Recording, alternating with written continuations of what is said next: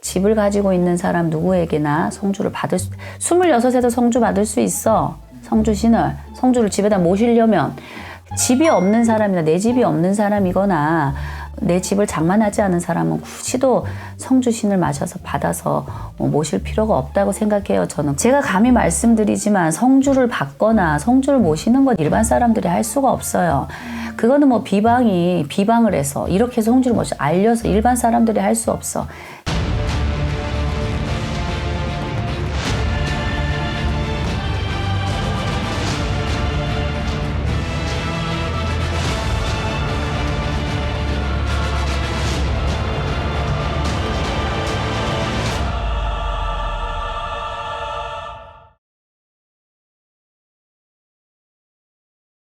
안녕하세요. 네, 안녕하세요. 오랜만이죠? 잘 지내셨죠? 네, 잘 지냈어요. 사실 이제 제가 준비한 주제가 하나 있긴 하거든요. 이제 많은 분들이 이제 뭐 성준 들어갔다 라는 얘기를 한 번씩은 들어봤을 거예요. 근데 정확히 성준에 대한 뜻이 뭘까요? 이제 성주라고 하는 것은 신의 명패죠. 성주신은 그 집을 관장하시는, 가택을 관장하시는 가택신이에요. 그래서 집을 성조라고 합니다. 근데 성조라고 하는데 이 성조를 지키시고 관장하는 신을 이제 성주신이다라고 이제 얘기를 하는데, 제가 감히 말씀드리지만 성주를 받거나 성주를 모시는 건 일반 사람들이 할 수가 없어요. 그거는 뭐 비방을 해서 이렇게 성주를 모셔 알려서 일반 사람들이 할 수 없어. 하지만 성주를 빌어서 편안하게 할 수 있는 이런 안택은 할 수 있는 거지. 성주굿을 7이다 그래다 그래서 7수의 성주를 받는 것도 아니다. 성주신은 집을 가지고 있는 사람 누구에게나 성주를 받을 수, 26에도 성주 받을 수 있어. 성주를 집에다 모시려면 뭐 29에다 9수라 그래도 모실 수가 있어. 성주라는 것은 가택의 신이니까 가택신을 성주를 어느 때라도 내가 받아서 내 집안이 편안하게 하고 모시고 잘 빌겠다는 취지에서 받을 수는 있지만 7수, 7이라는 숫자에 특히나 대성주가 들었을 때는 의미를 더 두어서 아까우니 흘리지 말고 일부러라도 받아라 하는 이런 뜻이지. 만약에 47에 성주운이 들고 대성주가 들었는데도 못 받으면 어쩔 수 없어. 왜? 집이 없는 사람이나 내 집이 없는 사람이거나 내 집을 장만하지 않은 사람은 굳이도 성주신을 마셔서 받아서 모실 필요가 없다고 생각해요. 저는. 그럼 집 없는 사람은 성주를 모시지 못하는 그런 게 아니라 받는 성주. 성주도 흘림 성주가 있고 받는 성주가 있다 이 말이에요. 이 모든 얘기들을 다 길게 할 수는 없지만 그게 격식이 틀리다. 그러니 성주를 많이 받고 싶다 하면 법사님이나 무당들을 불러서 성주 굿을 하거나 그런 의식을 해서 성주신을 받는 거다. 그냥 무당이 그냥 굿을 차려놓고 무당이 들고 뛰고 성주가 와서 받아갖고 뭐 이 집에 넘겨준다 그러는 게 아니에요. 성주는 그 집의 가장 남자 대주가 성주대를 잡아서 성주를 잡습니다. 지역마다 틀리겠지만 성주 때는 소나무를 가지고 이제 지칭도, 이 소나무라는 거는 그 집의 대들보, 그 집안에 집을 짓는 뭐 대청마루 이런 것들을 이제 소나무로, 또 소나무라는 건 사철 푸르르고 강하고 큰 뜻을 가졌기 때문에 소나무 가지를 성주, 그 집의 성주가 대주님이 받아서 감응을 한다는 거지. 느껴서 성주대를 받으면 그 성주신을 저희가 무당들이 좌정을 시키고 성주신을 예우를 하고 달래서 백지일장이라 했어요.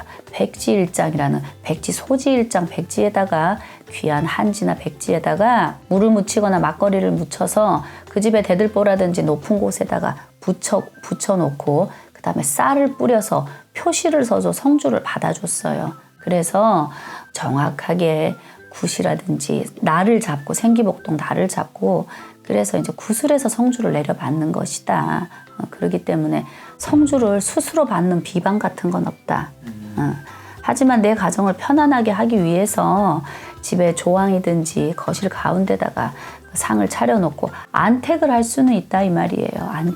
안택, 내 가정이 편안하게 고사 지내듯이 그런 건 일반 사람들이 할 수 있다. 옛날 할머니나 어른들도 많이 했다. 부뚜막에다가 두고 이렇게 했지만 성주를 받아 모셔갖고 성주를 받으면 성주가 뭐 평생 있느냐, 그게 아니라 성주신은 굉장히 까다로워요. 어렵고 성주굿이라는 것 자체가 요즘은 많이 없어졌어요. 제대로 된 게.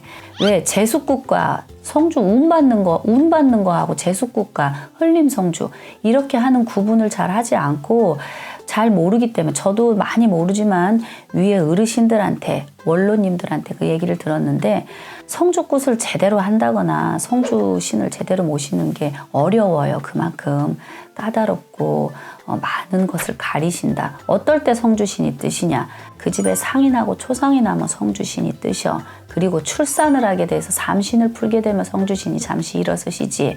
그리고 불이 난다거나 물이 난다거나 화재범람이 있으면 성주신이 떠요. 그러면 어떻게 해요? 다시 무당을 부르거나 아니면 그 집에 대주나 어른들이 상을 차려놓고 다시 비는 거야.